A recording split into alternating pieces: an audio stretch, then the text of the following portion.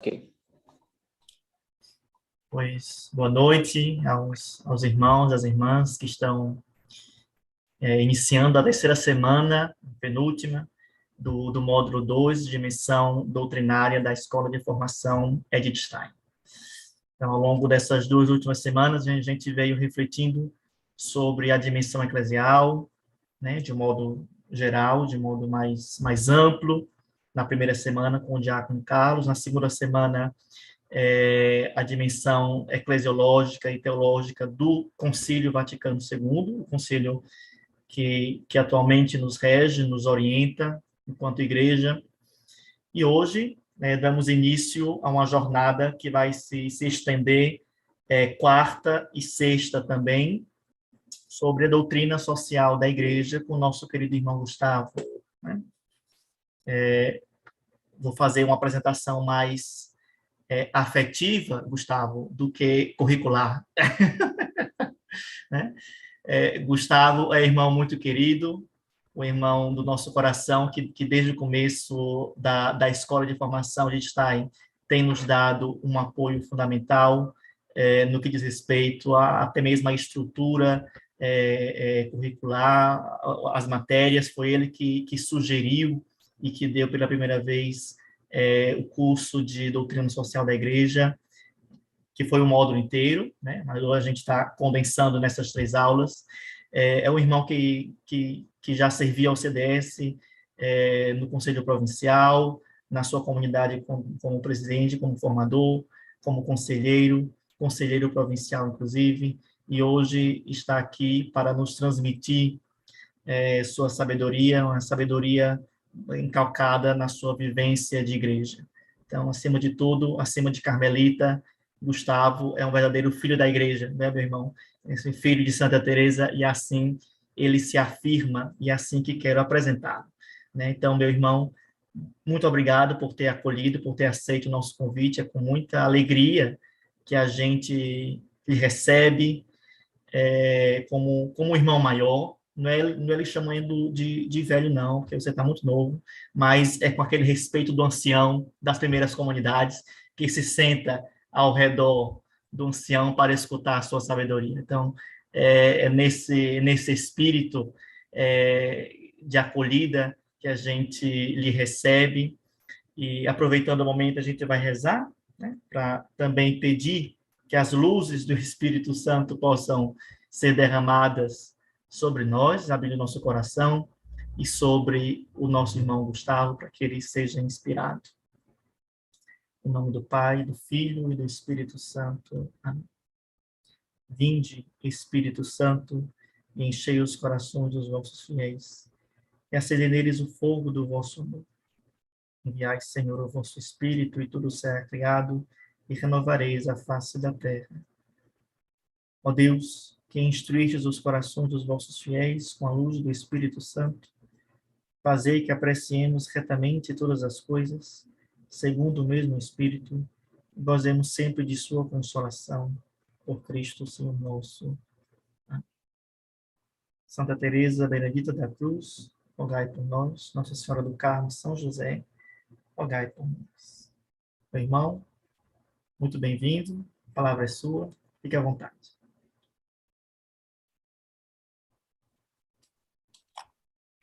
Gustavo, ative seu microfone, por favor, seu computador.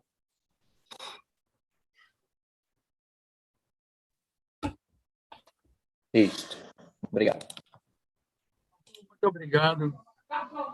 Eu me sinto realmente muito bem, muito em casa com todos. E o que, pela minha idade, eu queria que outro fizesse. Seria para mim muito saboroso participar, não é?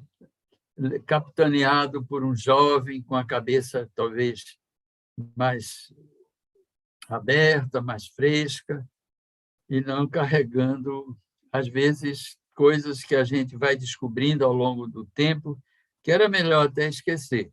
Mas não importa, vamos em frente. Esse tema que sempre me dão, eu não sei, é tão velho quanto eu. quase isso. Porque eu me lembro, na década de 60, não é? O bispo, depois bispo, era o nosso mestre, Adriano Hipólito, bispo de Nova Iguaçu, aquele bispo que durante a Revolução foi sequestrado e pintado de mercúrio cromo e deixado nu lá pela montanha do Rio de Janeiro. Pois bem, ele chegou no nosso estudo de teologia e disse: olha, está muito bom, mas vocês passam o tempo todo escutando. Eu quero que formem equipes e escolham a área para estudarem, independentemente da programação que segue normal no dia a dia do estudantado. Tá bem. E aí formamos uma equipe, né, com gente lá de Sobral, com gente de outros estados do Brasil, uma equipe para estudar a doutrina social da Igreja. Veja, na década de 60. É interessante isso, que era pouco estudado nos estudos oficiais, vamos dizer assim, e foi muito importante. Até hoje eu lembro posicionamentos, pessoas que nos estimulavam a caminhar. Mas, então, hoje nós estamos muito mais apetrechados, porque nós temos muita gente debruçada sobre o assunto e tem de livros oficiais, não é, que vamos tratar aqui, não é, o Compêndio da Doutrina Social da Igreja, que vai ser um dos livros citados, o Catecismo da Igreja Católica, não é? Nós temos espalhado pelo catecismo todo, veremos isso de que forma aconteceu, acontece, e é bom que seja assim, não é? E, naturalmente, outros livros, por exemplo, vocês devem conhecer o IUCAT, não tem o IUCAT, agora tem o DUCAT, não é? Com a apresentação do Papa Francisco, entende? E é muito bom porque é simples para jovens, não é? Não é por nada que é YouthCat, DoCat, né? Catecismo de fazer, de praticar, a prática da doutrina. É muito interessante. E tem também outros de forma mais escolar, etc., como esse daqui, não é? Do padre Antônio Alves. É muito bom, é muito simples. Eu me lembro que lá em Fortaleza tinha umas livrarias vendendo... Esse livro tinha sido lançado durante aquele curso lá de Fortaleza. E realmente vale a pena. É simples, é muito simples, mas ele passa bem a doutrina social da Igreja. Mas, claro, que o catecismo é muito importante. Por quê? Porque é doutrina de fé, não é, gente? Ninguém vai tratar de doutrina no catecismo que não seja para praticar, não é?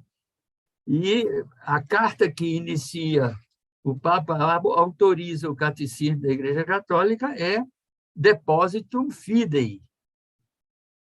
É a maneira de praticarmos a nossa fé cristã. Então, hoje em dia tem muito mais, a gente vai falando aos poucos do que acontece. Como é que vamos trabalhar? Eu hoje estava conversando com o Maia, dizendo: Maia,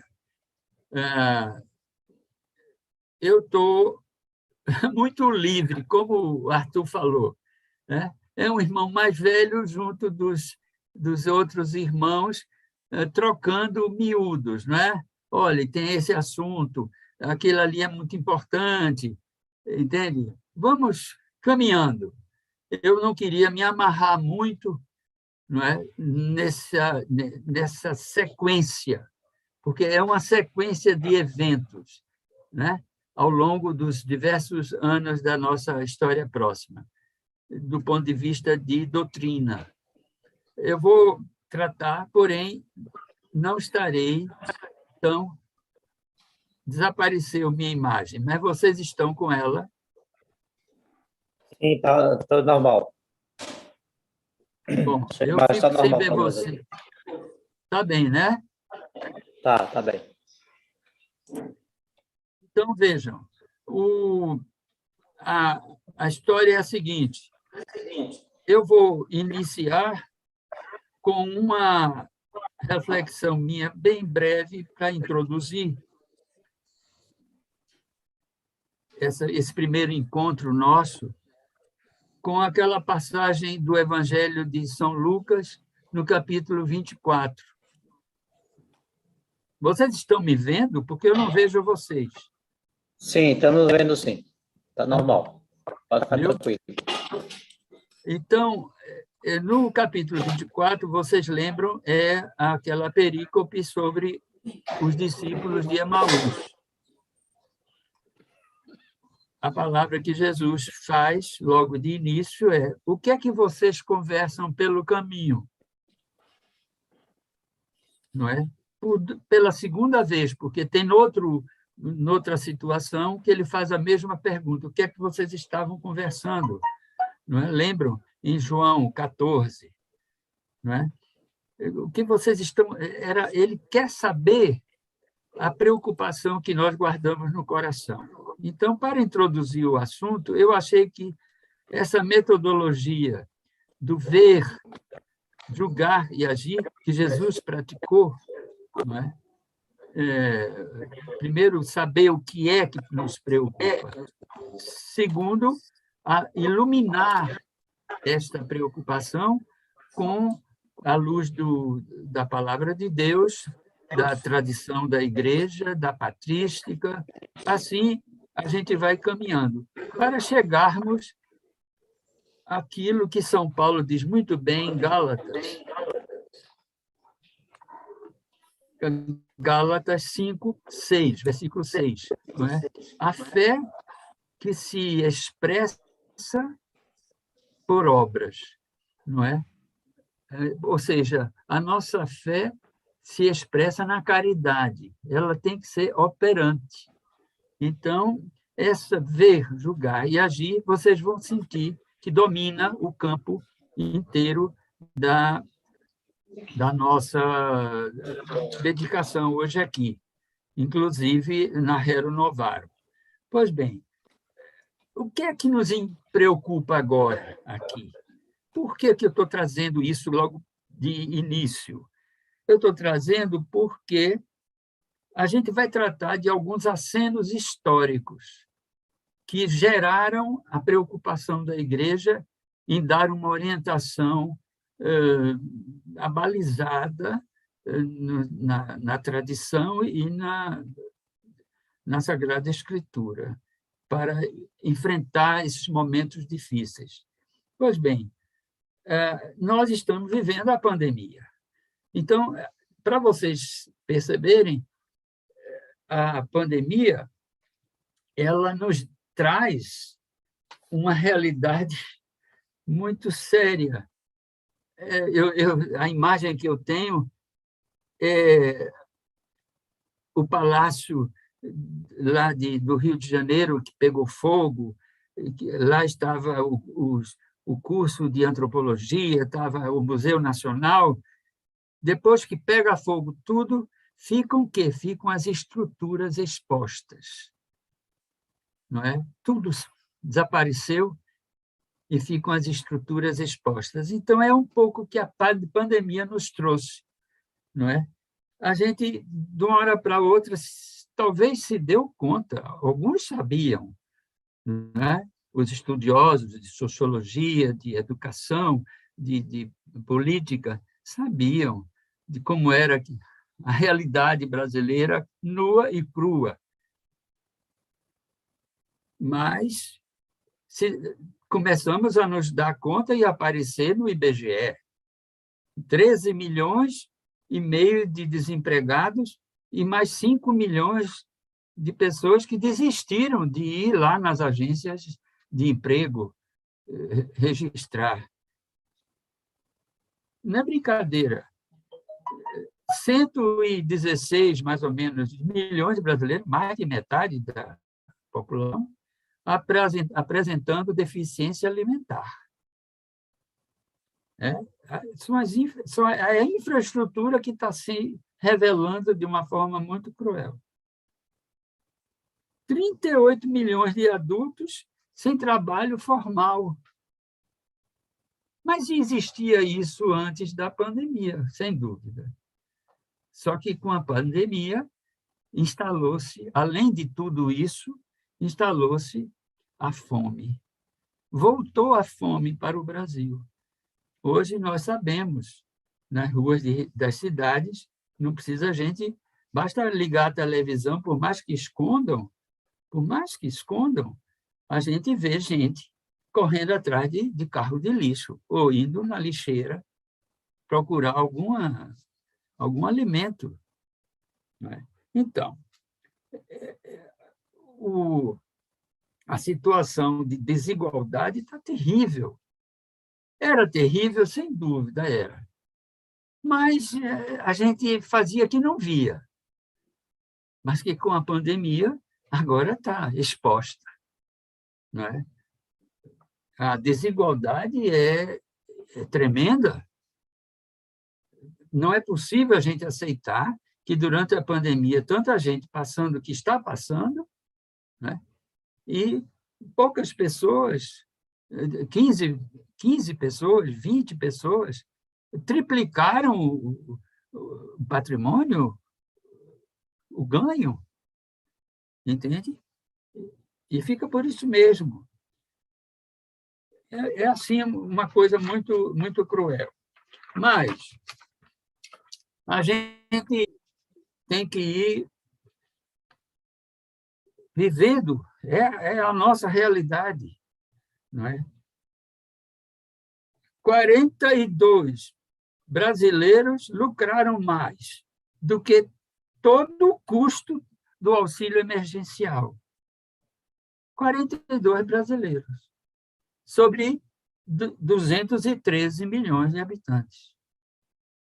Não é? São números que estão do IBGE, da revista Forbes, dos dados da Bloomberg e coisas assim.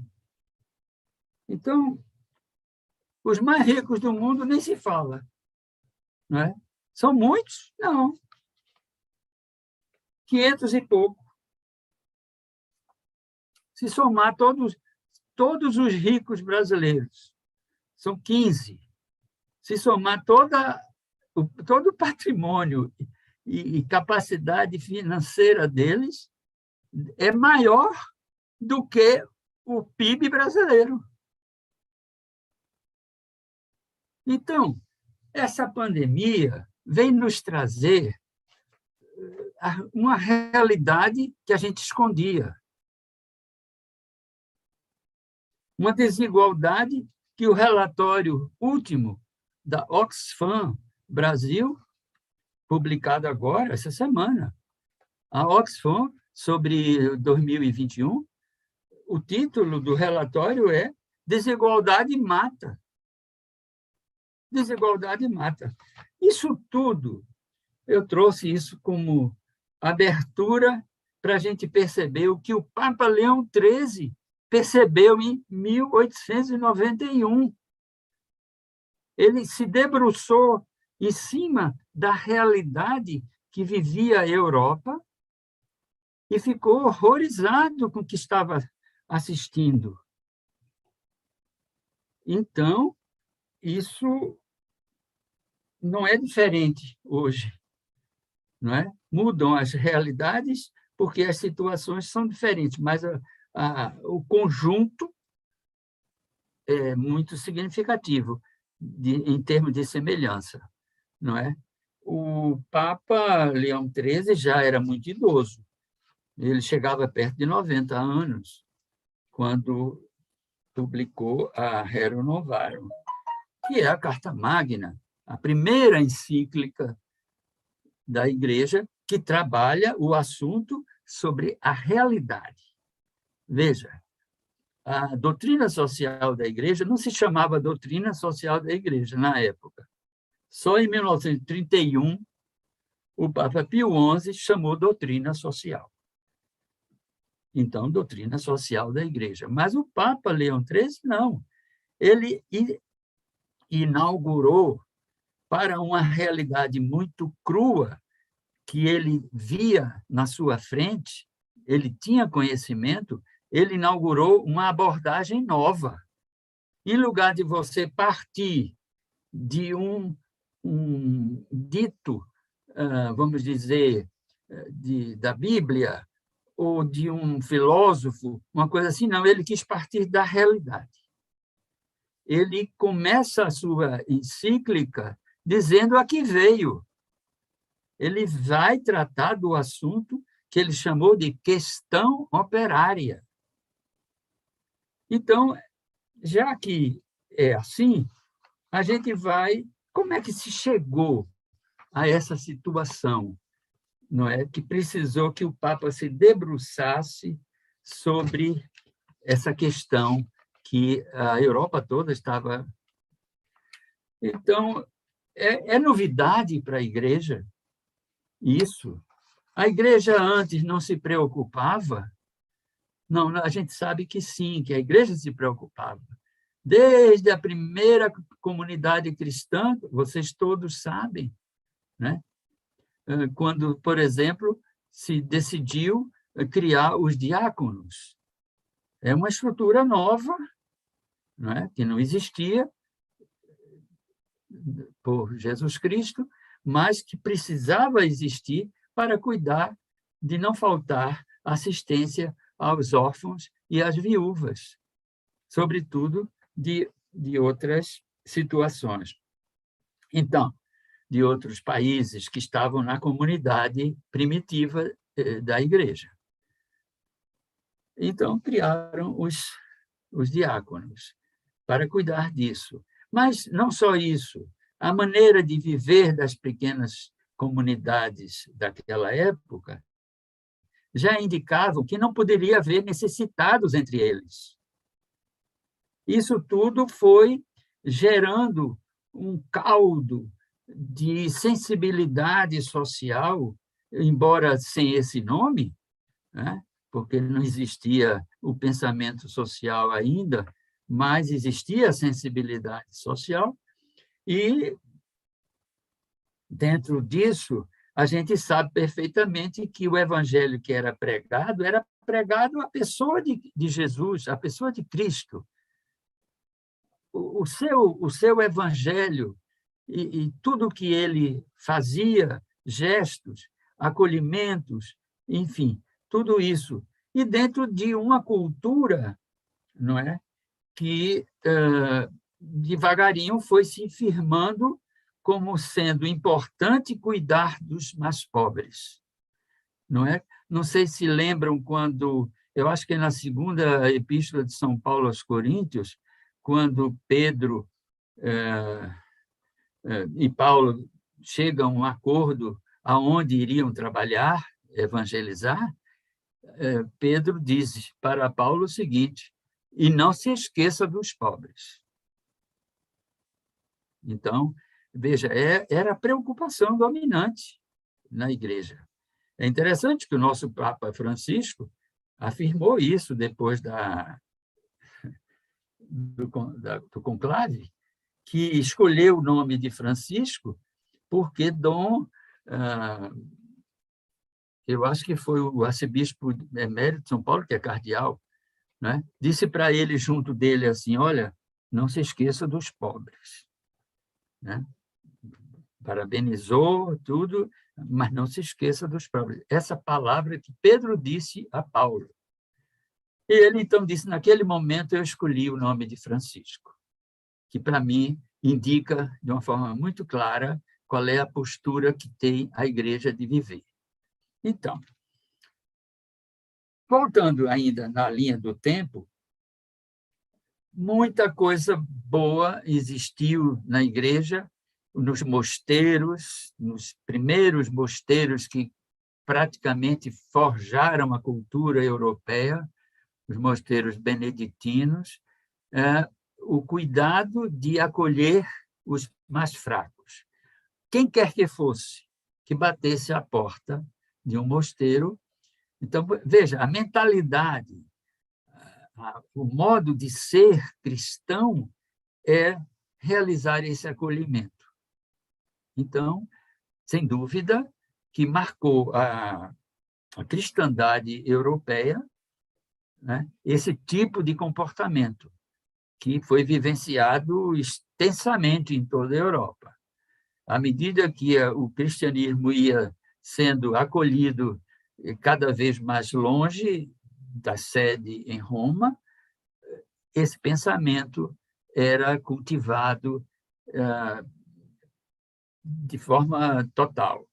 Então, sem dúvida nenhuma, os pregadores levaram esse modo de ser, esse amor pelos pobres, né?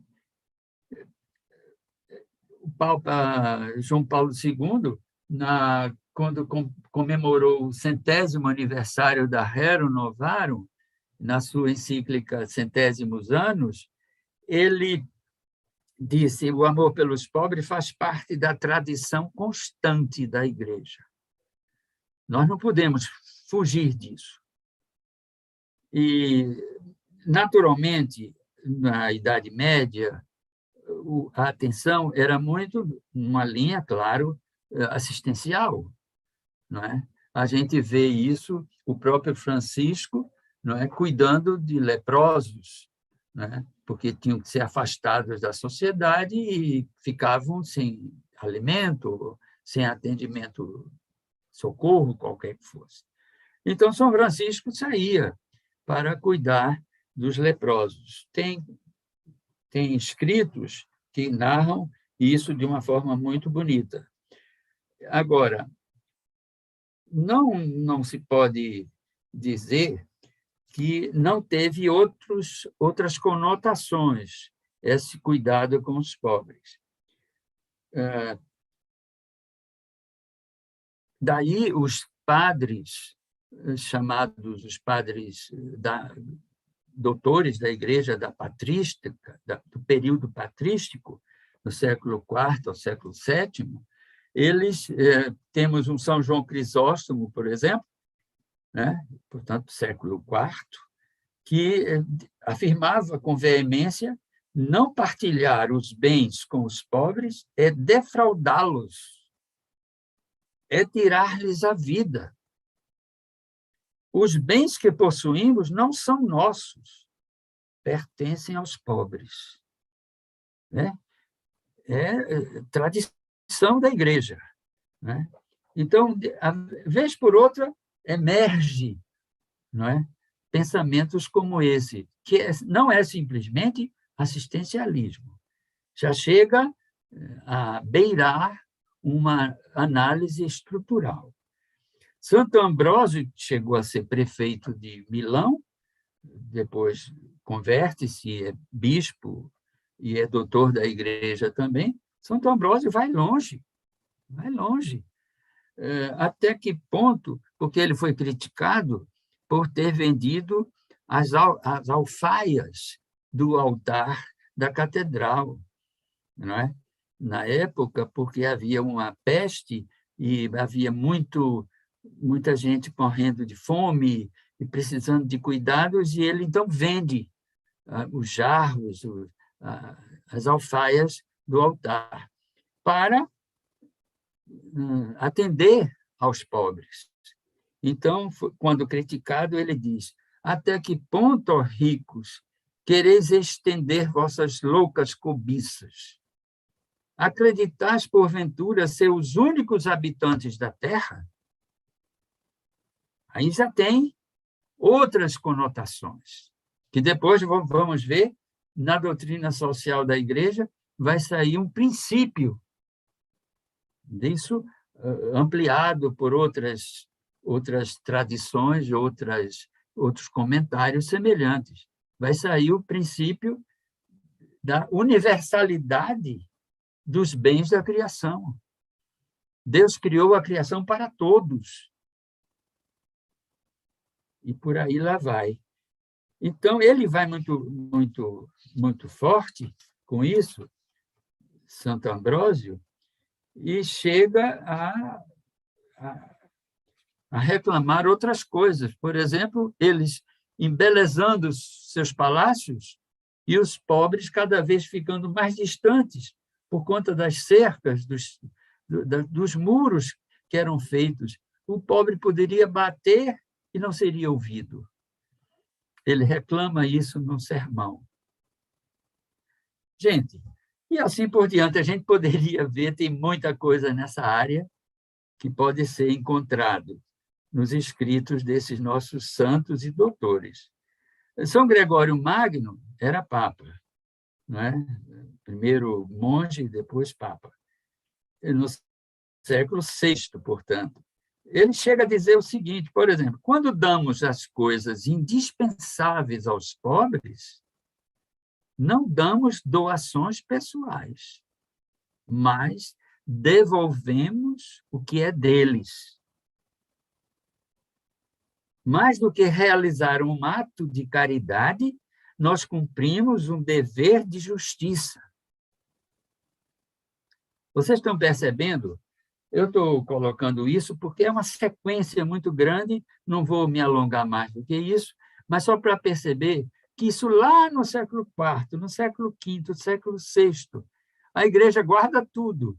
Nós sabemos disso, né? Nós que rezamos o ofício, na medida que pudemos, do ofício das leituras, de vez em quando nós pegamos as páginas desses nossos doutores, na segunda leitura do ofício das leituras. Entende? Então, a Igreja guarda isso como uma preciosidade, porque é tradição que ela tem como muito valor.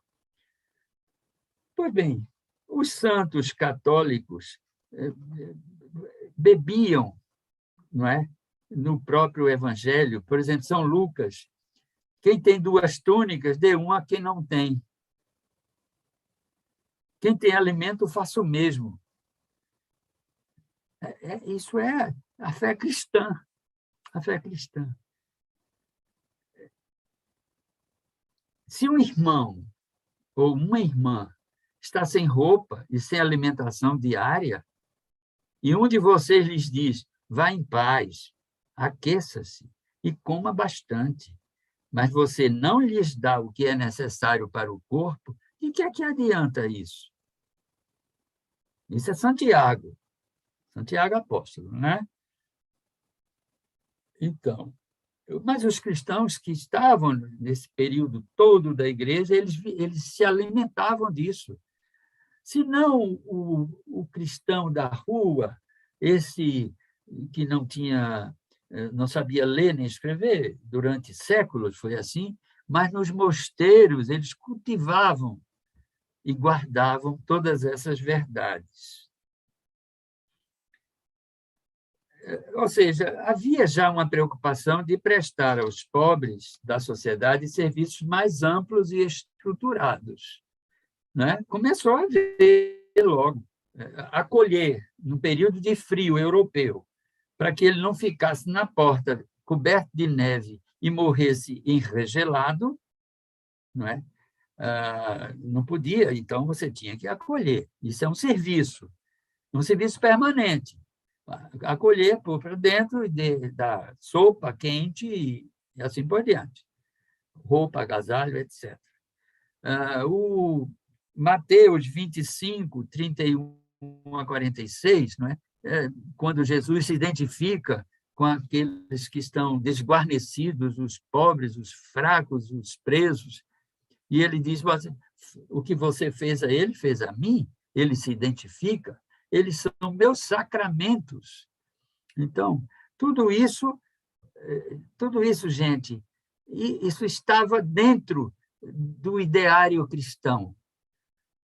Era feito por uns, não feito por outros, e assim por diante, mas o fato é que não se perdia isso como um horizonte cristão. O cristianismo passa por aí.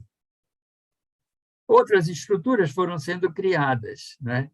Por exemplo, nós temos as obras de misericórdia.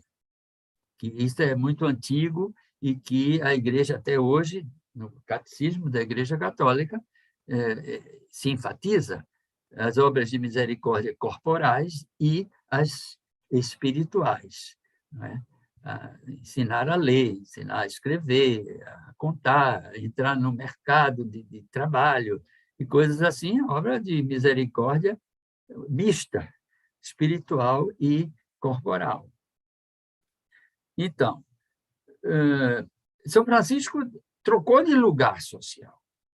A verdade é essa, né? Vocês imaginem que Assis, que hoje vive de Francisco, ele foi expulso de lá. Por quê? Porque Assis era uma comunidade estreita, pequena, de 26 condôminos. Como um condomínio. Eram 26 famílias ricas. E lá dentro não ficava pobre. Eles iam, trabalhavam, faziam, lavavam o que quisessem, etc., mas depois era fechada a porta e até hoje existem as muralhas e as portas. E eles lá fora que se virassem. Né? No máximo, arranjavam um punhado de sal para cozinhar qualquer mato que encontrasse para comer. Muito assim. E Francisco muda de lugar social e vai viver com eles, né? E assim por diante.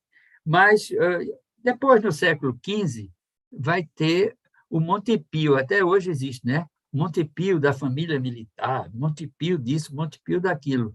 Foi criado por um franciscano, esse Monte Pio. E assim por diante. Agora, emprestava dinheiro, mas sem usura. Não podia cobrar juros. Você dava alguma indicação de que pagaria em tantos meses, ou depois que passasse uma doença, qualquer coisa assim. A família toda trabalhando, mas não podia cobrar. O Monte Pio, criado, não podia cobrar juros. Foram tentativas assim. Não preciso a gente entrar em muitos assuntos mais nessa linha. Gente, quando eu falei século XV, século XVI, mas também no século XV já começaram as descobertas marítimas dos portugueses, espanhóis e italianos. Então, essas descobertas trouxeram também questões muito sérias. Não é? Por quê? Porque descobrir as Américas, né? Cristóvão Colombo, e depois, então, o filho dele, o Diogo Colombo, né? Mas, como aqui no Brasil, cada um tinha uma ilha. Depois descobriram a ilha de Cuba. Não, ilha de Cuba, não. Ilha de Cuba, digo, mas em Cuba tinha dois lados, e um lado os índios ficavam e os colonos, os colonizadores, iam lá apresar os índios e mandar para trabalhar, para cavar, para buscar ouro, para o encomendeiro. Veja, a sociedade sai criando, né? Expropriação, sai criando opressão e injustiça, né? Ferindo a dignidade do ser humano. Chegou ao ponto, na ilha de Cuba, de as mulheres não quererem mais ter relações porque viam que os filhos e os maridos estavam morrendo com 3, 4 meses de cavação. Aí não queriam mais, não queriam ter filhos, entende? E entre esses encomendeiros que recebiam da coroa espanhola o direito de fazer isso, né? É uma estrutura isso, né? Social, estrutura social. Você vai e faça isso. Agora, uma parte disso é para mim. Então, entre esses outros, na ilha de Hispaniola, é famoso isso, tem livros e teses escritas sobre isso, tem a história do Bartolomé de las Casas, né? Que era encomendeiro junto com um sócio na ilha de Cuba. e que veio a espanhola buscar mantimentos ou coisa assim, e lá ele foi à missa no convento, um conventito, né? Muito mal concluído, dos dominicanos. E, chegando lá, eles estavam saindo de um retiro e, no retiro, eles verificaram esse problema das mulheres que não queriam mais ter filhos, os homens que estavam doentes e ninguém podia cuidar deles, tinham que trabalhar doentes e morriam. Enfim, tudo isso. Eles passaram 8 dias refletindo nesse retiro e o superior, o nome dele, Antônio Montesinos, a missa não tinha um sermão no lugar que hoje tem. Ou era antes ou era depois. Então, ele foi ao púlpito dizer aos colonizadores, que estavam ali, todos com suas famílias, que não iria haver a Santa Missa, porque eles estavam em pecado mortal. E imaginem a confusão. E, então, desceu do púlpito e trancou-se dentro do convento. Quiseram falar com ele, não entraram no outro retiro. E mais 8 dias, trancados. E eles, no outro domingo, foram para ver o resultado. Não se mexeram, eles também não saíram. Quando chegaram lá, ele subiu novamente ao púlpito e disse isto: não vai ter a Santa Missa, porque estamos em pecado e temos ou nos convertemos ou não teremos mais a missa. E que estava lá esse encomendeiro que, com um sócio, explorava a ilha de Cuba. E ele, com isso, ele se converte. Vai refletir, abre mão da sociedade dele e, com o tempo, ele se faz dominicano. Bartolomé de las Casas. Então, depois da segunda negação que houve, negativa, eles embarcam e vão reclamar à corte espanhola para retirar os frades de lá, que estava atrapalhando os negócios da coroa. O local, isso é uma história incrível, isso, né? E também os frades embarcaram no outra nau e foram para a Espanha para se explicar. E, naturalmente, a gente já sabe o resultado. Né? Foram afastados e foram para a Guiana, alguns. Mas o frade Bartolomé, ele continua insistindo e visitando a junta que cuidava das colônias, não é? Que ficava em Burgos. Ele, então, insistindo, dizendo a opinião dele que não podia, então, para ele calar a boca, deram uma diocese para ele no Peru. E ele veio para o Peru e encontrou a mesma situação e começou a reclamar, né? E, nessa reclamação, ele resolve abdicar da diocese. Bartolomé de las Casas. Ele deve ter se encontrado com algum dos irmãos de Santa Teresa, que foi na mesma época. Estavam naqueles mesmos lugares. Equador de hoje, entendeu? Peru e Chile e Paraguai. Bolívia, não sei, mas Chile, sem dúvida. Entende? É isso. Sai-se de uma estrutura para outra, contanto que aquele pequeno grupo fique cada vez mais rico e os outros podem morrer. Tem um livro de Santa Teresa, eu falo isso, vou dar já um intervalozinho. Tem um livro de Santa Teresa chamado Santa Teresa d'Ávila, de uma francesa da Academia Francesa de Letras, Marcelle Auclair. E ela cita isso, as discussões que havia na mesa do jantar, vocês sabem que as mulheres não comiam sentadas à mesa, né? Até muito tempo no Brasil ainda foi assim também. Os homens, podia ser criança, sentavam à mesa, e as irmãs, até mais velhinhas, ficavam em pé ao longo das paredes.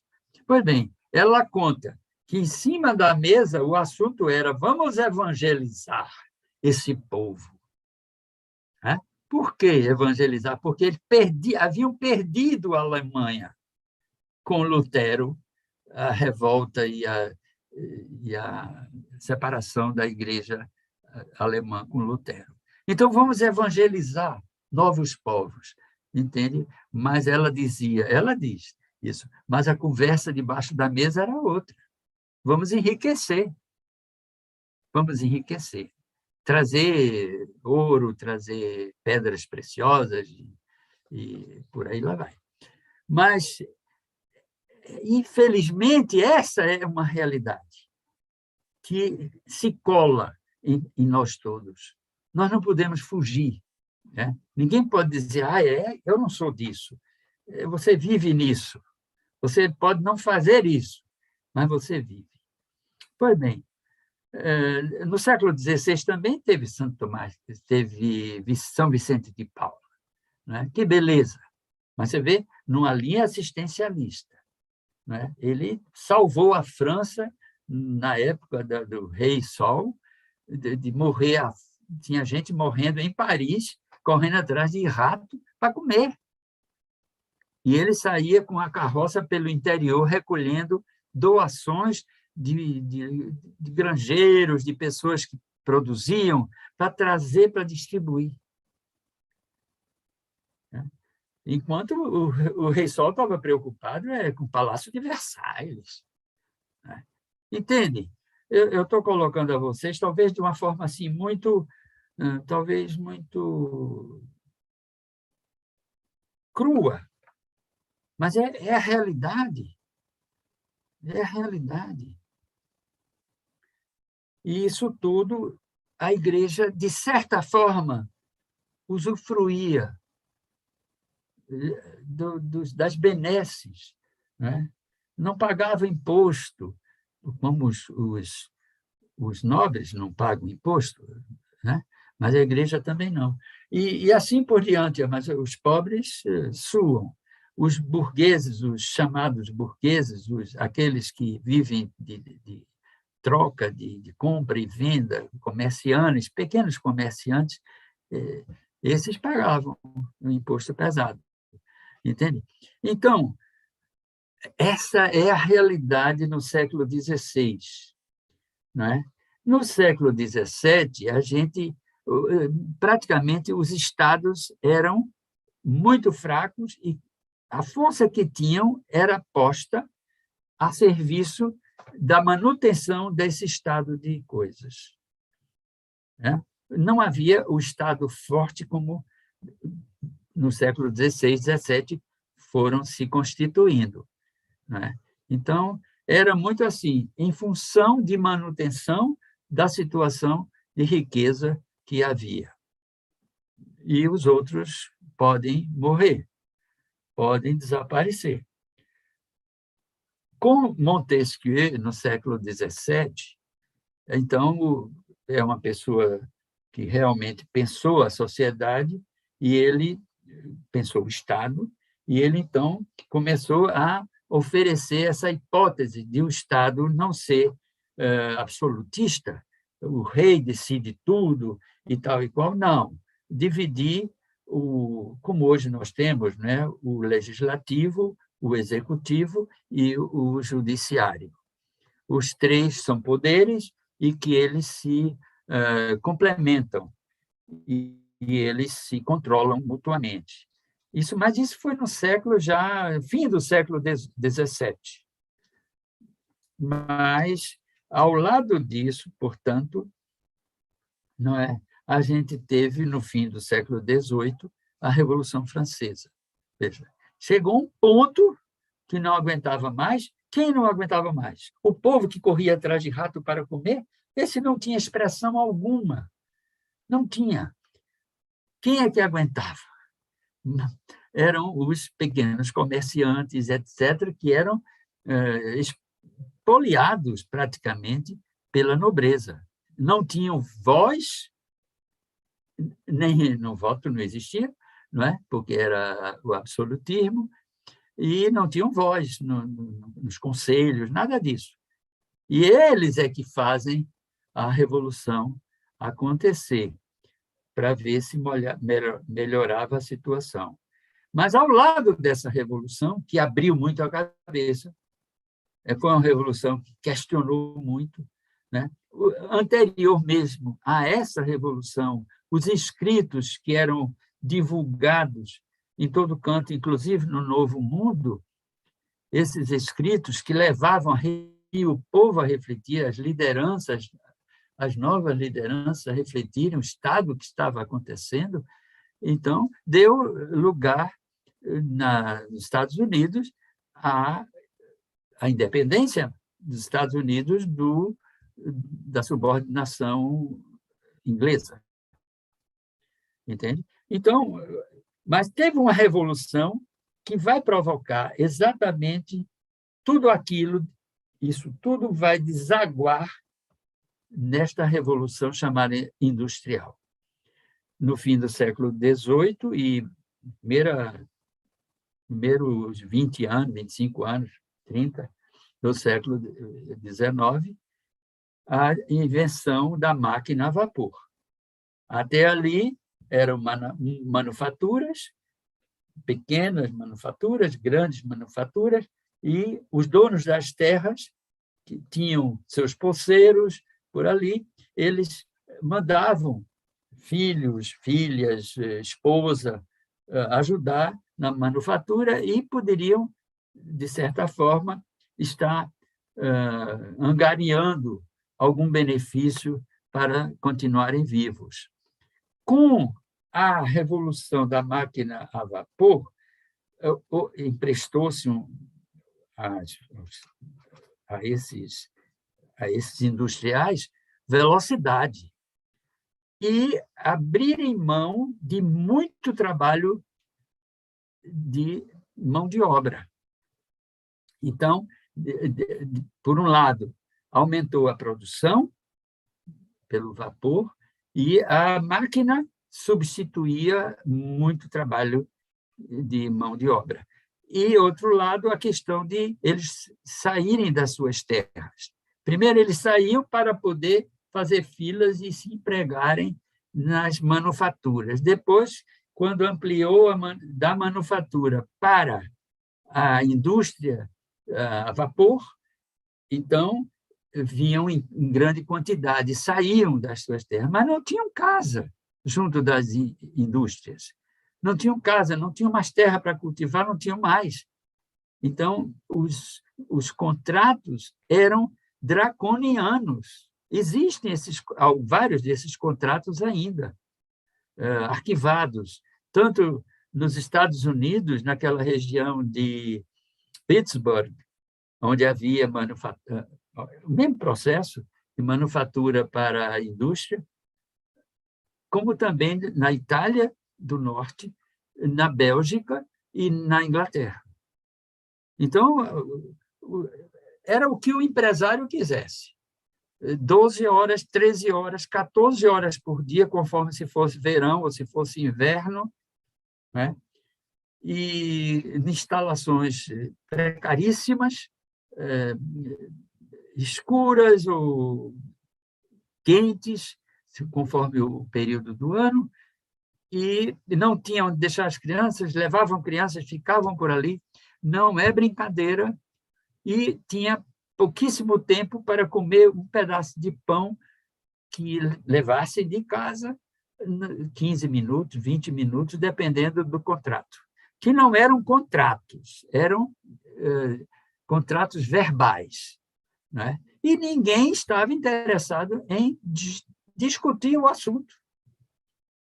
Estavam, por razões filosóficas também, num individualismo absurdamente crescente. Eu faço o que quero porque eu tenho a máquina e ele não tem nada. Ele vai oferecer o serviço dele. eu vou treinar e ele vai fazer. Mas ele não tem, se ele não me aceitar, ele não vai fazer nada, porque ele não tem os instrumentos para ganhar o dinheiro dele, o pão dele. Então, isso foi o que se chamou a Revolução Industrial, que pegou fogo no fim do século XVIII e desenvolveu-se enormemente na Europa, não em toda a Europa, mas em determinados centros europeus, que eu falei, sobretudo norte da Itália, Bélgica, França um pouco, e Inglaterra. Então, é isso. A mineração, por exemplo, todo mundo sabe as dificuldades que a Europa vivia com a extração do carvão de pedra, e ampliou-se muito a mineração por conta do surgimento da máquina a vapor. E transportes também, devagarinho foram surgindo, e até terminou no fim do século XIX, já tinha trem a vapor e também transporte marítimo a vapor, etc. Pois bem, mas é neste momento, nesta situação, que o Papa fica preocupadíssimo, com isso que estava acontecendo, ouviu muitos representantes do episcopado que estavam nesses ambientes, e que não podiam fazer grande coisa ou não tinham capacidade de perceber também, e também, às vezes, usufruíam das benesses dos patrões e que ajudavam as suas igrejas, etc. Então, é mais ou menos assim. Eu paro, estou perguntando a Maia, eu paro 10 minutos, tá bom. Repara, nós paramos, portanto, no início do século XIX, com aquela situação realmente muito difícil, com um nível de pobreza muito grande, e o Papa retrata isso em 1891, portanto, no fim do século XIX, ele vai reportar isso quando ele dá o início da Rerum Novarum. Mas não chegamos ainda lá, porque tem alguns elementos que vão aparecer na Rerum Novarum que a gente precisa conhecer. Como eu disse a vocês, desde o final do século XVII e século XVIII, apareceram escritores franceses, sobretudo, e belgas, que tratavam do assunto social. Eles eram, pode-se chamar assim, filósofos sociais. Não existia sociologia ainda. A sociologia só foi no final do século XVIII com Comte. Ele cria, então, alguns princípios da sociologia para análise das sociedades. Mas, então, esses camaradas começam a inventar como poderia ser uma sociedade melhor e tal e qual. E, entre essas pessoas, surgiu um camarada que até hoje se discute, que foi Karl Marx. Portanto, ele nasce, Marx, eu tinha aqui, 1818, e vai morrer em 1883. Entende? Ele nasceu numa cidade da Alemanha, que, por sinal, muito bonita. Eu estive lá no Natal, então, muito bem. Mas o Marx, ele começou, como os outros filósofos ditos sociais, ele começou a estudar e a pesquisar nas sociedades primitivas, tanto da América como dos países orientais, Índia, China, não sei como ele ia para estudar essas sociedades primitivas, como é que elas evoluíram. E ele escreveu um livro em 1848, chamado, bem fininho, chamado O Resultado dessas Pesquisas. E esse livro tem um título alemão, todo mundo conhece, quem trabalha com isso, Die Formen, ou seja, Formações Econômicas Pré-Capitalistas. Ele está estudando, portanto, uma evolução de como a coisa aconteceu. E ele chega, nesse livro, a explorar aquela questão, a forma nômade de existência, e viviam muito bem e tal, mas, assim, tudo era comum porque o bando andava junto, a forma nômade de existência. Gradativamente, as famílias foram se fixando em tribos. Isso, ele observou que essas tribos, para garantir a sua sobrevivência, eles fixaram-se, passaram do sistema nômade para o sistema sedentário.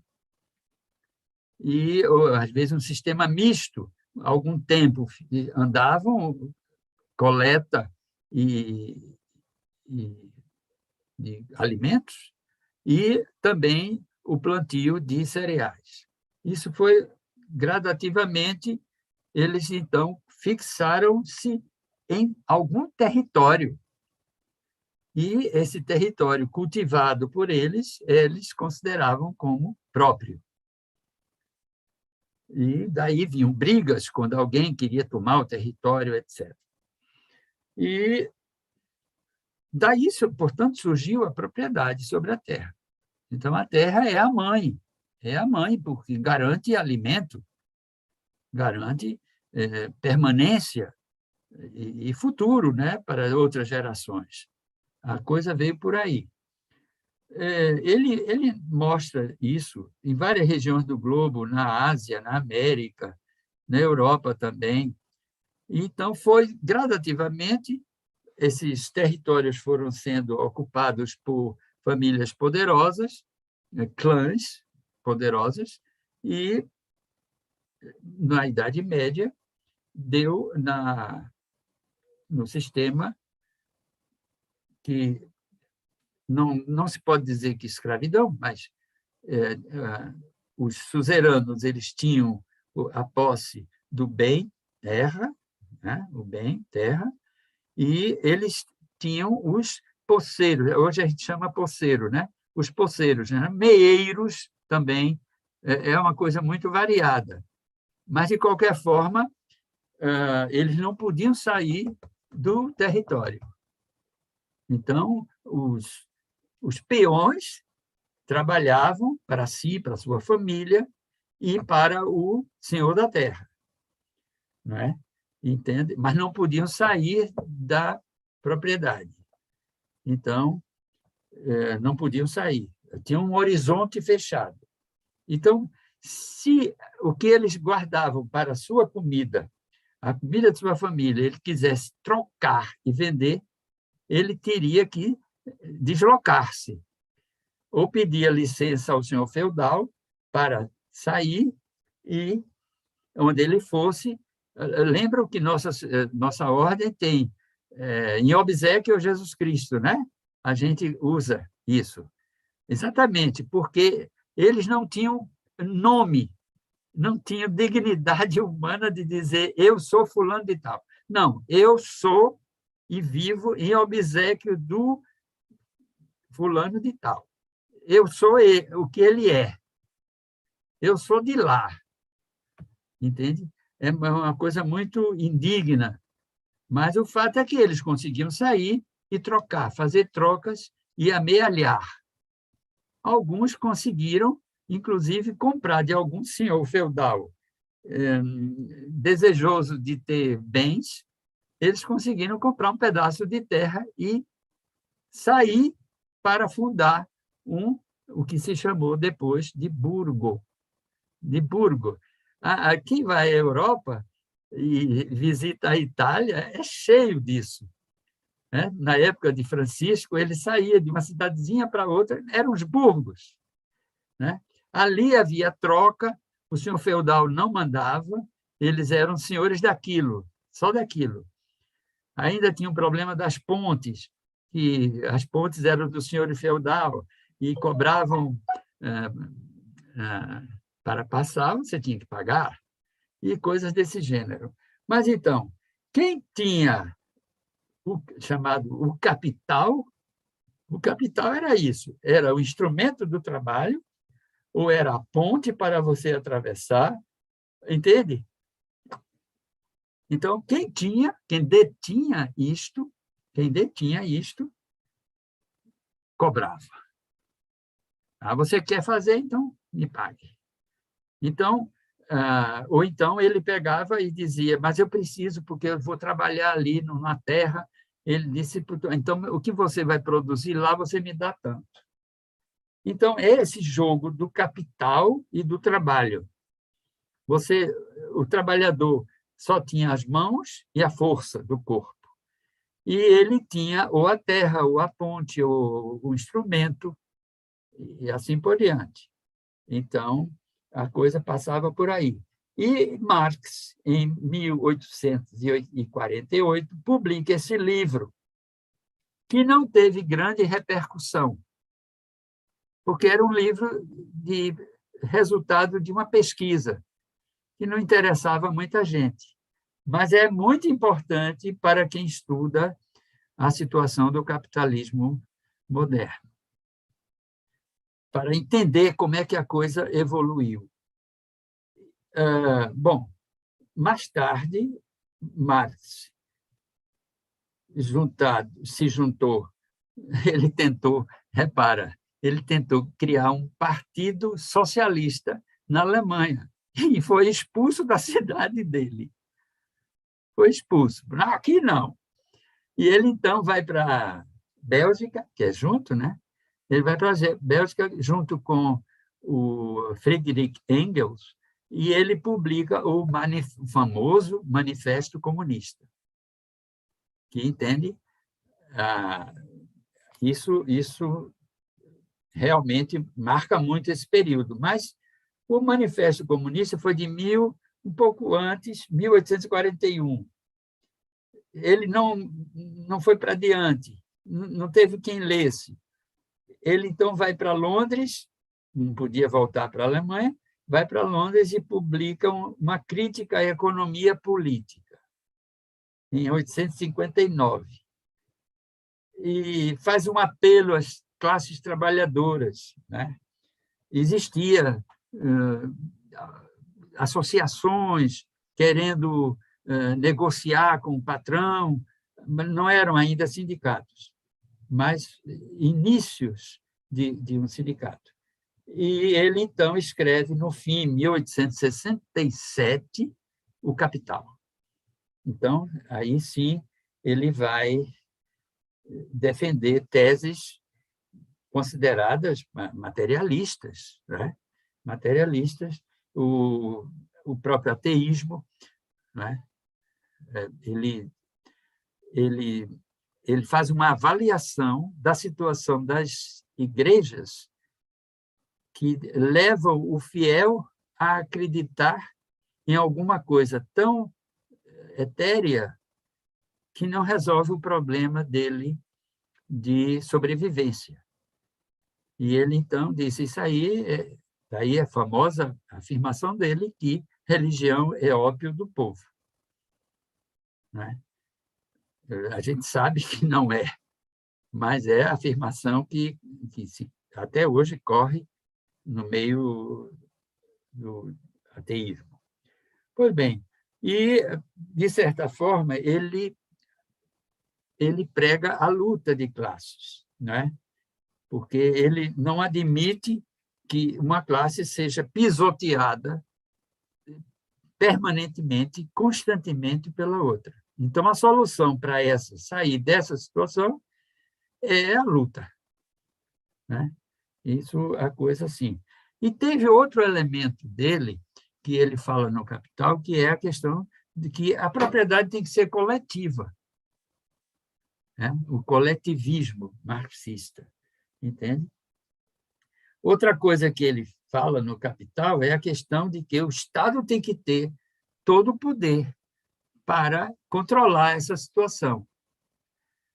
A gente vai ver depois, na encíclica do Papa, que o Papa também entra nessa visão de uma forma muito adequada. Não é uma centralização absoluta do Estado, porque o próprio Marx não aceita que o Estado se perpetue.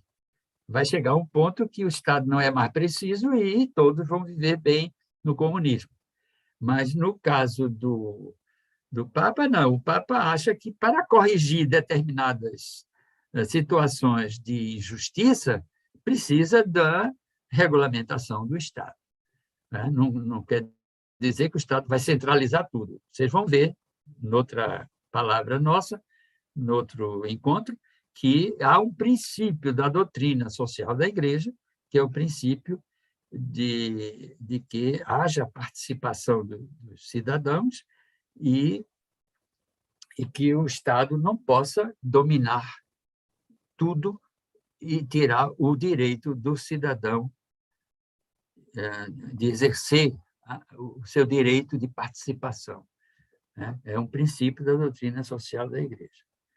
Então, o cuidado do Papa de equilibrar de uma determinada forma, né, na medida em que pode chegar. Agora,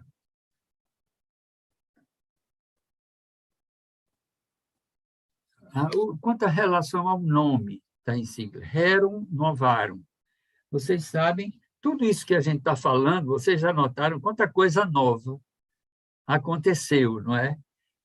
A Revolução Social, a Revolução Política, a Revolução Francesa, a Revolução Industrial, né?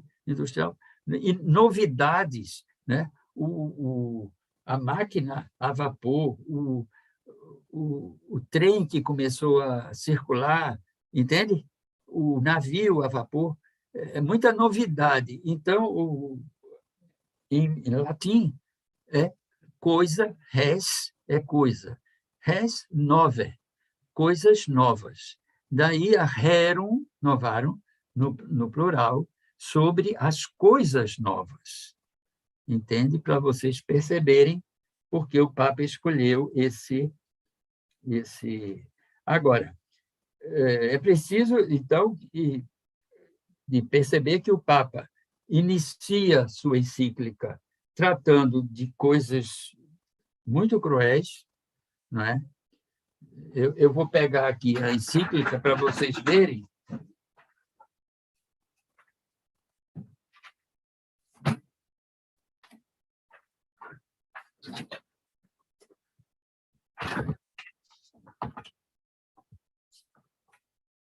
Reparem, ele vai falar da sede de inovações, que há muito tempo se apoderou das sociedades. E acho que tem uma agitação febril de passar das regiões da política para a esfera vizinha da economia social. Aí ele vai dizer assim, efetivamente, os progressos incessantes da indústria, os novos caminhos em que entraram as artes aí é qualquer coisa de engenharia, e por aí lá vai. A alteração das relações entre operários e patrões, a influência da riqueza nas mãos de um pequeno número. Parece que ele está falando de hoje. Lembra que a gente começou com a pandemia mostrando quem estava mais rico? 15 brasileiros que, somando as riquezas, dão o PIB nacional. Entre eles, a Magalu, Maria Luísa. Magalu e outros mais aí. Então, ele diz, a riqueza nas mãos de um pequeno grupo, ao lado da indigência da multidão. O Papa está tratando de uma realidade real,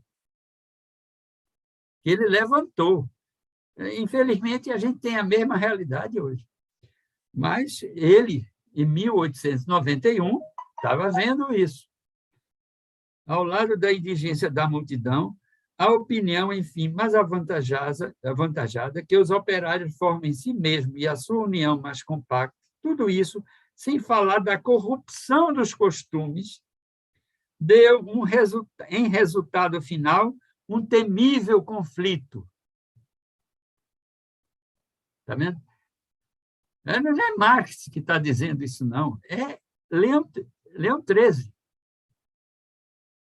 Por toda parte, os espíritos estão apreensivos e numa ansiedade expectante, o que, por si só, basta para mostrar quantos e quão graves interesses estão em jogo. Essa situação preocupa e põe, ao mesmo tempo, em exercício, né, o cuidado de descobrir uma solução. Né? A posição dele não é acirrar. Ele reconhece que existe, na realidade, esse choque, mas vamos procurar, com perspicácia, uma solução. Aí ele diz quantas coisas ele já escreveu sobre a matéria, e depois ele bota assim: a fim de pôr em evidência os princípios de uma solução, vamos buscar na justiça e na equidade. Então, ele vai, assim, por exemplo, causas do conflito, ele bota. Em todo caso, estamos persuadidos, e todos concordam nisto, de que é necessário, com medidas prontas e eficazes, vir em auxílio dos homens das classes inferiores, atendendo a que eles estão, pela maior parte, numa situação de infortúnio e de miséria imerecida.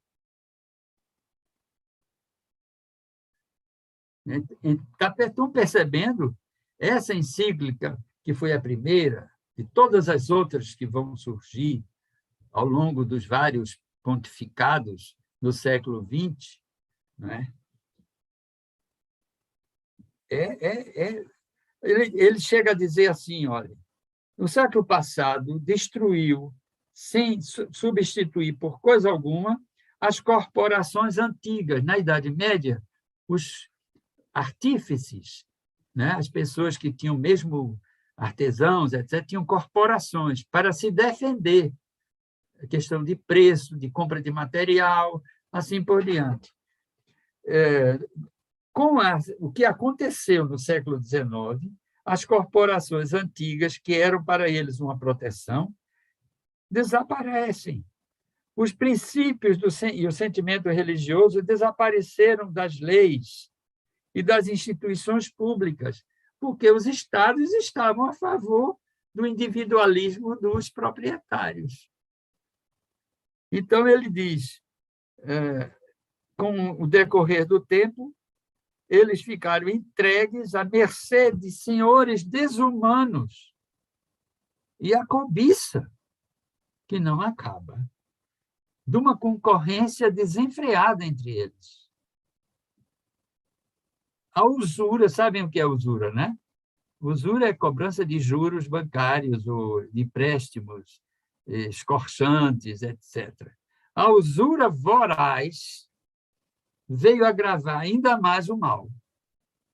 Eles não tinham como resolver. Não tinham propriedade, não tinham casa, não tinham crédito, não tinham uma doença na família. E fazer o quê? A fome, o inverno. E ele, então, condenada muitas vezes pelo julgamento da Igreja, a usura foi condenada pela Igreja, não tem deixado de ser praticada, sob outra forma, por homens ávidos de ganância e de insaciável ambição. Entendem? Essa questão da usura, vocês sabem, o presidente sancionou o nosso orçamento, né? Ontem, sancionou o nosso orçamento de 2022. A grande parte do nosso orçamento é para pagar banqueiro. É difícil, é muito difícil. E vocês, quem já caiu na ideia de usar o cartão de crédito sem pagar, é capaz de perder a casa. É uma coisa muito séria. Pois bem, mas então é sobre isso que a nossa... Um segundo ponto que eu faço questão de colocar é o seguinte: a Rerum Novarum, portanto, na Rerum Novarum nós vamos encontrar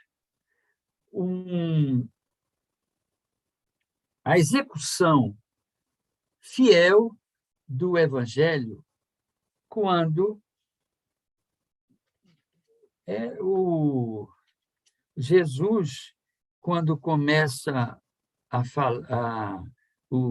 pregar o Evangelho em Marcos, por exemplo, Marcos, primeiro capítulo, 14, 15, por aí, ele diz claramente: pregar o reino de Deus e curar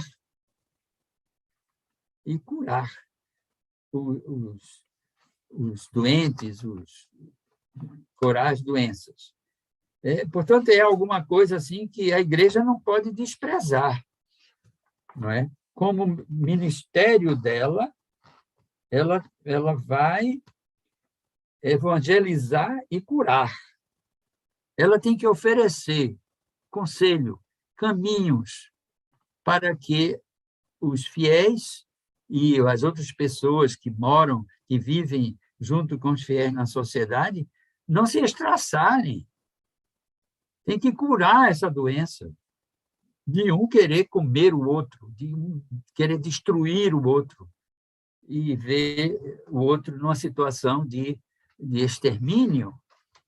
Então, faz parte do magistério da Igreja orientar os fiéis. Agora, essa encíclica do Papa Leão XIII foi promulgada no dia 15 de maio. Então, vocês vão ver, via de regra, todas elas no dia 15 de maio de tantos anos depois.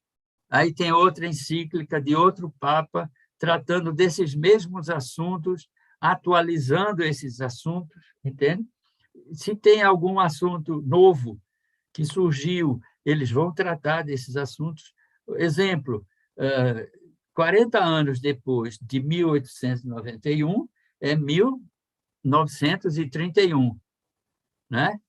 Então, o Papa Pio XI, Papa naquela época, publica uma encíclica que atualiza a Rerum Novarum.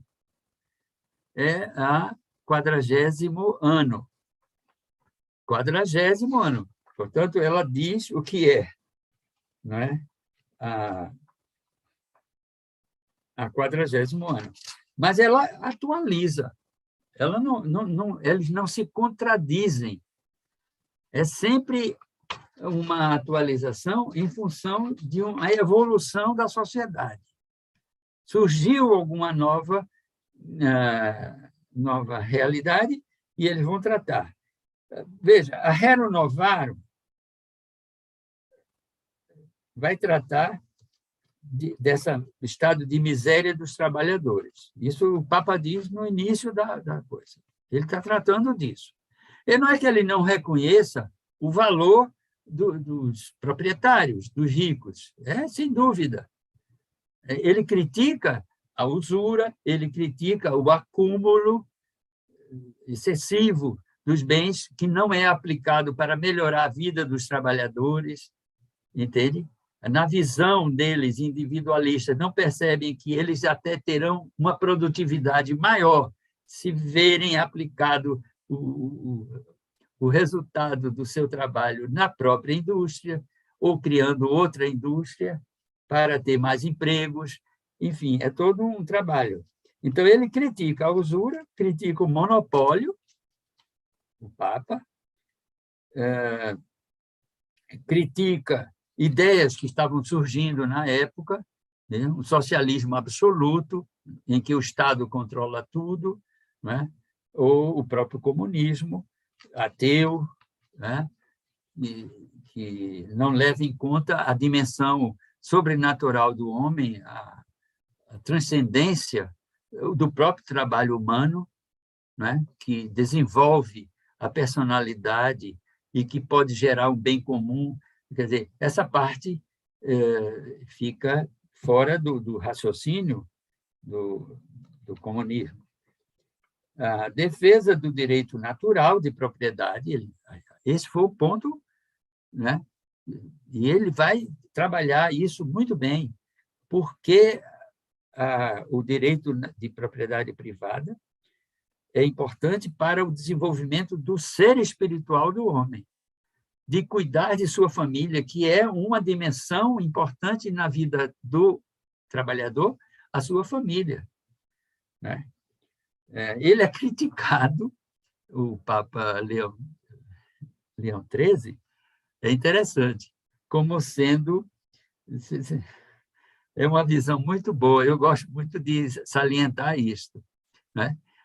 O trabalho não deve ser remunerado, o salário, apenas para uma pessoa do trabalhador, mas o salário deve atender à necessidade da família do trabalhador toda. E ele vai além, não é? Que ele tenha direito a contrato, férias, seja capaz de usufruir a compra de um pequeno terreno para construir uma casa. Ele vai nessa linha, que é uma linha capitalista. É muito boa, não tem dificuldade, né? Não tinha por que não ser aceita a opinião do Papa.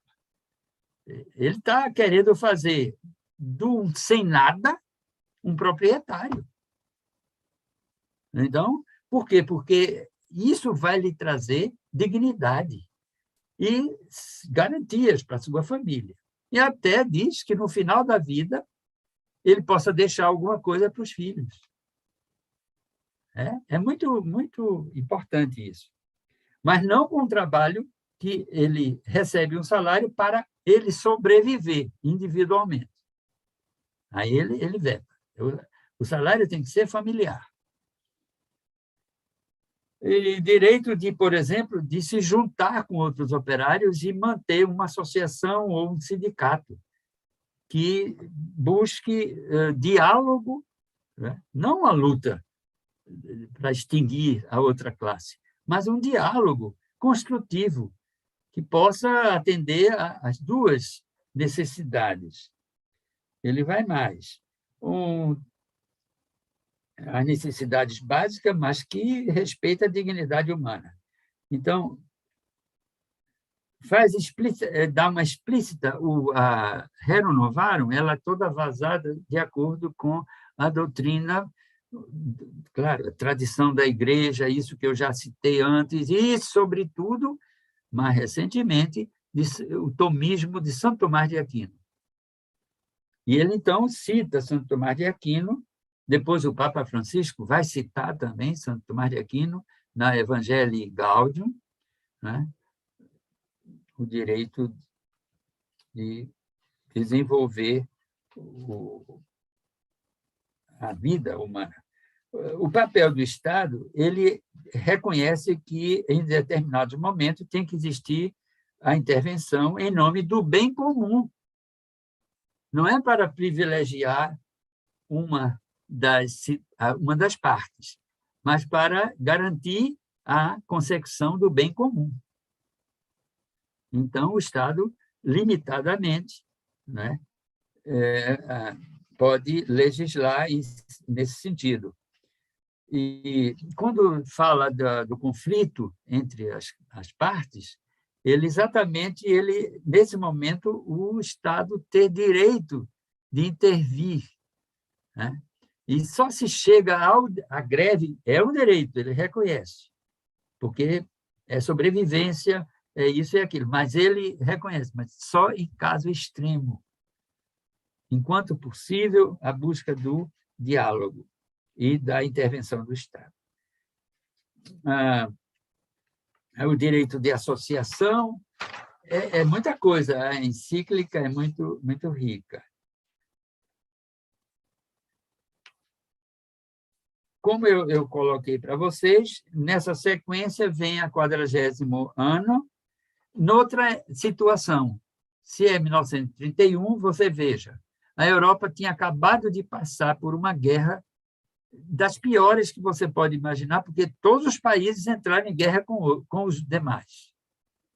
Foi uma guerra fratricida, porque as famílias eram, de certa forma, muito próximas.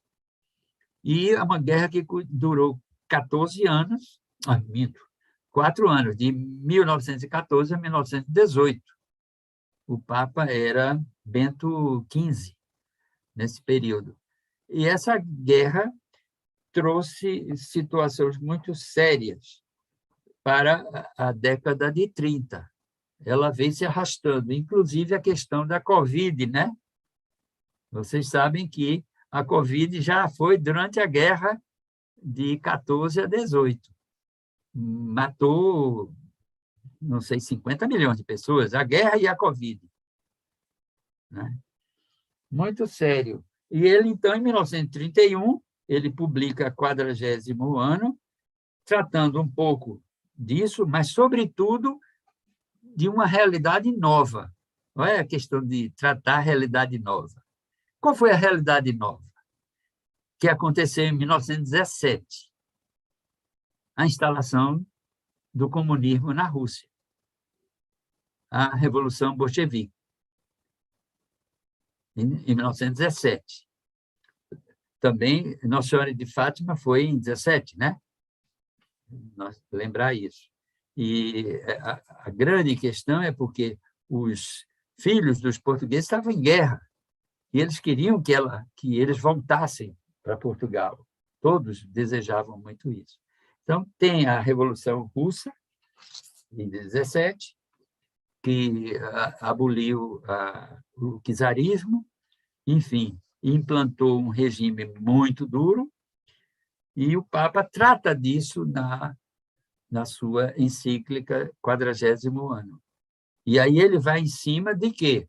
De uma realidade nova, que não tinha existido antes, que é o comunismo instalado portanto, realista, né? Um sistema comunista em instalação. Né? Em 31 estava em plena instalação. E vai tratar também dos regimes totalitários, porque já havia na Europa uma tendência ao totalitarismo, que veio dar em 1937 com Hitler e depois com a Segunda Guerra Mundial. Né? Ele vai também em cima disso para condenar totalitarismo, né? Onde a pessoa não pode se expressar, é o Estado que faz tudo, e por aí lá vai. Isso é muito importante. Ele, portanto, ao fazer, ele faz uma crítica ao capitalismo, né? Que espreme a classe operária, ele reitera o que existia ainda, isso tudo, né? O que Hero Novarum havia determinado, observado, ele reitera que o regime capitalista, no sentido absoluto desse capitalismo que foi chamado de selvagem, né? Não tem medidas, o proprietário pode fazer o que quer com o trabalhador, ele não aceita isso porque isso é indigno ao trabalhador, ele não exerce a sua personalidade plena e feliz. Então, ele reitera, portanto, a crítica ao totalitarismo e, sobretudo, ao comunismo por conta do ateísmo, da luta de classes. Ele diz claramente, não é possível, a Igreja não vai aceitar a luta de classes, nem que não se leve em consideração transcendência do ser humano e do trabalho, né? Que é uma coisa bíblica. Ele, então, mas critica a ditadura econômica. Então, ele vai em cima, Pio XI vai em cima da ditadura econômica. Não é porque você detém a propriedade, o capital, o dinheiro, que você pode fazer o que quer. Então, ele pega o que Leão XIII havia já insinuado, né, no princípio da universalidade dos bens da criação. Leão XIII já afirmava, né, ninguém pode se apropriar da criação, né?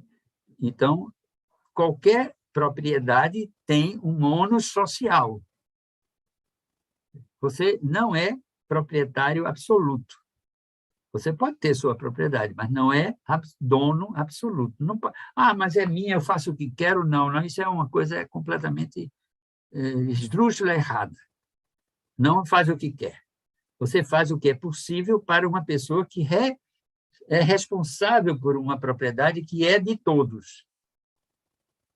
Então, ele desenvolve isso ratificando o que depois se convencionou chamar o ônus o ônus social da propriedade privada. João Paulo II falou muito sobre isso, não é?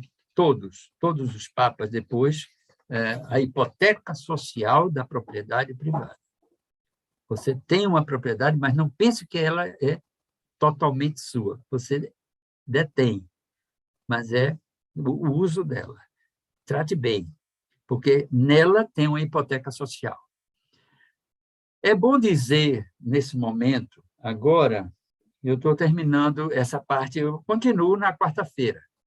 É bom dizer, nesse momento, nessa altura, que a Rerum Novarum trouxe benefícios, porque trouxe a discussão da sociedade cristã, católica, sobretudo, uma questão muito séria que ficava sempre, como ainda hoje fica, escondida, que é essa expropriação do trabalhador.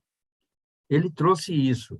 E, com isto, em 1916, se não estou enganado, cria-se em Paris, em Versailles, um pacto de todos os países para acolher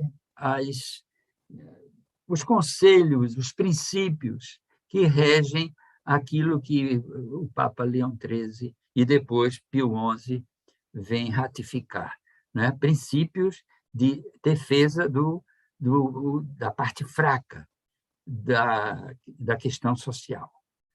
Então, esse pacto feito em Versailles, depois ele vai gerar o que nós conhecemos hoje, que é a Organização Internacional do Trabalho, a OIT, com sede em Genebra. Então, a OIT tem essa responsabilidade de acompanhar a evolução dos direitos do trabalhador, a OIT. E, inclusive, emitir pareceres, etc. A coisa passa por aí. E uma outra consequência das duas encíclicas, sobretudo Rerum Novarum, mas repetida pela 40º ano, é que as novas constituições dos países ocidentais gradativamente foram absorvendo esses conselhos, esses princípios. Quando eu fui lá, Claudinha, lá em Fortaleza, lembra que eu dei essa parte para a nossa irmã, que é advogada, né? Me lembra aí como é Efigênia. Foi Efigênia que foi dada. Eu pedi a Efigênia, faça o seguinte, verifique na nossa Constituição, agora que está de 88, né? vários desses princípios da doutrina social da Igreja que entraram no corpo da Constituição. Mas não foi só na Constituição brasileira. Na América Latina, quase toda, e também na Europa. Os princípios que gradativamente vão influenciando os novos pactos sociais expressos numa Constituição. Não é? E ela fez assim, foi muito interessante, porque ela domina o direito brasileiro, e foi muito bom, entende? Foi um exemplo de como a coisa não ficou só dentro da Igreja, passou para as constituições ocidentais, muita coisa. De vez em quando há um revés, mas volta, mas volta. Então, mais ou menos é isso. Olha, eu quero passar, mais ou menos, na próxima reunião nossa, as diversas encíclicas, entende? Pio XII não escreveu nenhuma encíclica, mas tinha radiomensagem. Então, tem um conteúdo, a radiomensagem de Pio XII, que foi um grande papa, né? Muito intelectual, mas uma pessoa de posições muito firmes. João XXIII tem encíclicas sociais maravilhosas, e todas elas repetem, de certa forma, a Carta Magna, que foi a Rerum Novarum. Não é? Porque foi nesse momento, de 1891, que o Papa da Igreja juntou toda a tradição, né? Os doutores da Igreja de todos os séculos, os exemplos dos santos, a Bíblia, enfim, e nos deu uma orientação social. João XXIII tem duas encíclicas muito importantes, e a Mater et Magister, você veja, ele vai depois ter uma situação muito interessante. Ele era filho de lavrador, entende? Viveu de uma forma paupérrima e via a realidade ao redor da sua família, e ele, então, vai exatamente trabalhar muito o problema agrário, a justiça agrária, não é? E por aí ele vai. A questão da reforma agrária, e por aí ele vai. Entende? É muito interessante. A Pacem Terris também, e assim por diante. Nós vamos ver agora aonde isso tudo vai entrar. Isso tudo nós vamos ver na próxima reunião nossa. Isso tudo vai entrar no Concílio Vaticano II, na Constituição Pastoral, Gaudium et Spes. Então, tudo isso, né, que são trabalhos e orações e pesquisa da Igreja em 1891, em 1941, de João XXIII, em 1968, entende? Por aí, tudo isso vai ser, de certa forma, absorvido pelo Concílio Vaticano II, que trabalha sobre todas essas matérias na Gaudium et Spes, nas alegrias, esperanças, tristezas e dores do povo, dos fiéis, são também as alegrias, as tristezas, esperanças da Igreja. Então, tudo vai ser ali. Só que agora tem uma questão. Antes era Leão XIII, depois Pio XI, cada um individualmente. Enquanto que, quando entra no concílio e sai aprovada a Constituição Pastoral Gaudium et Spes, deixou de ser uma opinião de um Papa, mas individual. Passou a ser a opinião de um concílio chancelado pelo Papa. Então, agora é a doutrina em seu grau máximo, né? Não é mais possível você pode ajustar, a uma realidade nova, etc., mas você já tem os princípios assumidos pela Igreja, a não ser que haja descoberta de mais um outro princípio. Mas, de qualquer forma, também na próxima reunião, a gente vai ver esses princípios, e um por um, São poucos, são 7 princípios que sustentam toda a doutrina social da Igreja.